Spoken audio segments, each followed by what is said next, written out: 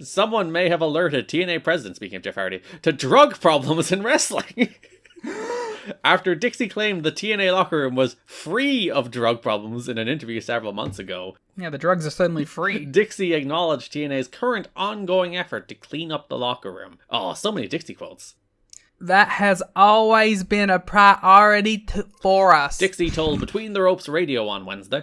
We're in a slightly different position. Our guys work for us a couple days a month, and then they work for different promoters across the world on an ongoing basis, so they're not specifically TNA employees. Dixie brought up past drug problems in the locker room and said management is keeping a close eye on the wrestlers. Now, we've had situations where we have had to become involved in certain things just to make sure everything works out. Dixie said, what a sentence. We're even looking at trying to change and upgrade our internal policies. It's something we take very, very seriously just for the protection of everyone, quite honestly. We've had situations where we have had to become involved in certain things just to make sure everything works out. That is some Tony Khan level talking around the question. What a sentence right there. What a loaded sentence that also says absolutely nothing at all. Yeah. We've only fired Jeff Hardy twice for no showing. And we'll do it again. So yeah, after being it's not a problem here. TNA's great. It's maybe it might be a little bit of a problem. Maybe, but only sometimes. How often is Dixie talking to media? Well, Dixie and Joe did a round of media after the announcement of the Spike Primetime thing. So yeah, but I feel like she's has quotes in the Observer every week. Well, anytime there's a press release that it will be the president will have a quote, and it's just this is the best thing that ever happened. It's so great. So many press releases. Well, it was a notable thing. They did get a primetime deal. That is they're not just. I know, but nothing. I'm saying historically, there's just so much all the time. You got to know what Dixie was thinking. I guess so. That's why she started the Twitter.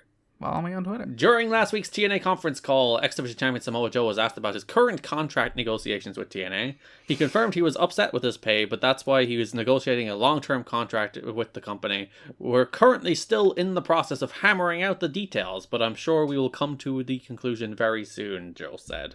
Asked if he was upset with other wrestlers such as Kevin Nash receiving large sums of money to work with TNA, Joe said he was not upset and doesn't have problems with anybody else making money. He would just like to also make money. One source says Joe's current contract guarantees him only $2,000 a month, which would explain his desire to get a raise if that's true.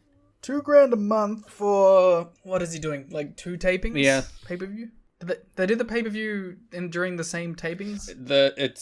Currently it is usually pay-per-view, a day of TV, and then a day of TV to cover all. Actually, are they taping 4? I don't think they're taping 4 at once at the moment. I think it's pay-per-view, 2 impacts, come back for another 2 impacts. So basically 3 days. 3 days a month. He's making give or take $24,000 a year. $2,000. I mean, if you want him to be exclusive, it's not enough. Yeah, it's not money to live on. It's it's decent, but he clearly would need to take other bookings still. Yeah. The non-clean finish to AJ Styles versus Hiroshi Tanahashi was devised to build up the Styles-Shannon Moore feud and allow Tanahashi to save face in Japan since the match has been covered by Japanese media. TNA is planning to bring back the X-Cup tournament in the spring. Black Tiger, Tiger Mask, and Tanahashi are expected to compete. My God, what a trio. You only get one of them, I think, in the X-Cup this time. Tiger Mask? Black Tiger, Rocky Romero. Ah. Tiger Mask does do dates eventually. Yeah, he does some stuff in 2008 and 2007. Yeah. It's Liger, Black Tiger, Minoru Tanaka, and Haruki Goto is the team you'll get in a couple of months. It's a pretty great team. Not bad. Despite the fact you hate Tiger Mask. I do. I hate Tiger Mask 4 with a deep, burning, seething passion. Pass the gimmick on. I just want to hang out with him. I think it'd be really cool to go have a beer with. Just pass it on. Stand on your own 2 feet. Stop clinging to the Tiger Mask legs because you know you have nothing else going for you. He's been Tiger Mask longer than Tiger Mask. Yeah, that's the problem. He is Tiger Mask. Give it up.